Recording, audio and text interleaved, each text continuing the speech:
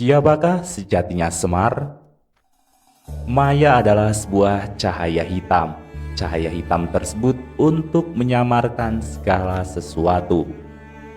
Yang ada itu sesungguhnya tidak ada. Yang sesungguhnya ada ternyata bukan. Yang bukan dikira iya. Yang wanter atau bersemangat hatinya hilang kewanterannya atau semangatnya sebab takut kalau keliru. Maya atau Ismaya, cahaya hitam juga disebut juga Semar yang artinya tersamar atau tidak jelas.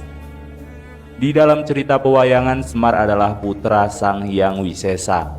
Ia diberi anugerah Mustika Manik Astagina yang mempunyai 8 daya, yaitu tidak pernah lapar, tidak pernah mengantuk, tidak pernah jatuh cinta, tidak pernah bersedih, tidak pernah merasa capek, tidak pernah menderita sakit, tidak pernah kepanasan, tidak pernah kedinginan. Kedelapan daya tersebut diikat pada rambut yang ada di ubun-ubun atau kuncungnya.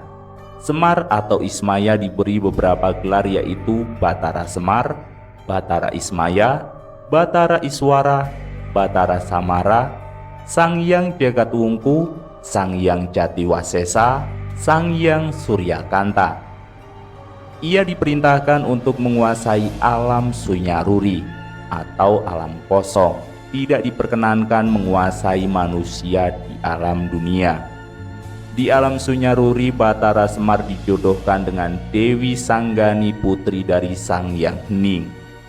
Dari hasil perkawinan mereka lahirlah 10 anak, yaitu Betara Wungkuam atau Sang Hyang Bangkokan, Batara Siwa, Batara Wrahaspati, Batara Yamadipati, Batara Surya, Batara Chandra, Batara Kuera, Batara Tamburu, Batara Kamajaya, dan Dewi Sarmanasiti.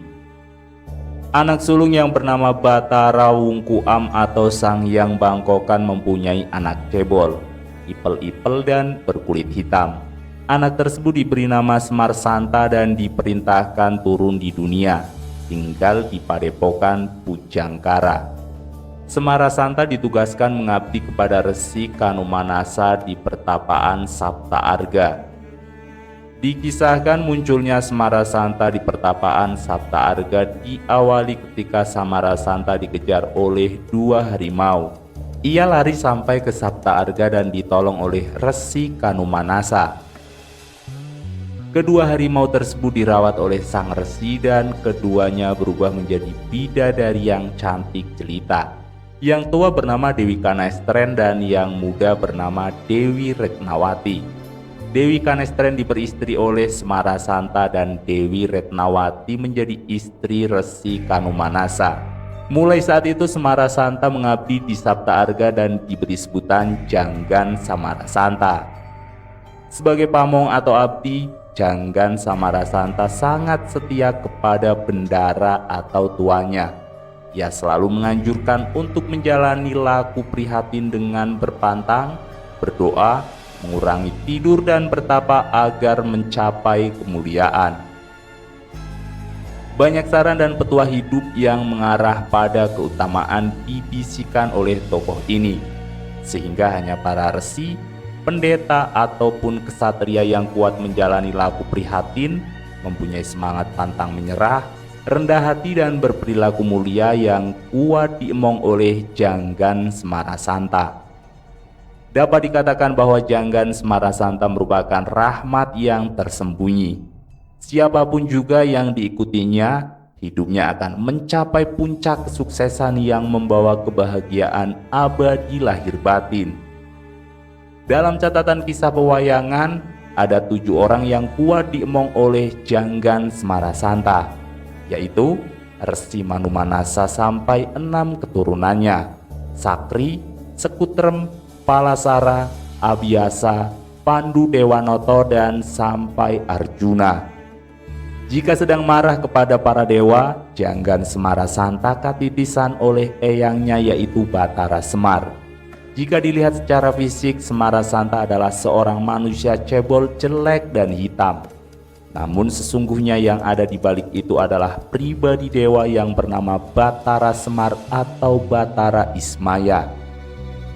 Karena Batara Semar tidak diperbolehkan menguasai langsung alam dunia, maka ia memakai wadak janggan Semarasanta sebagai media menitis atau tinggal dan menyatu. Sehingga akhirnya nama Semarasanta jarang disebut.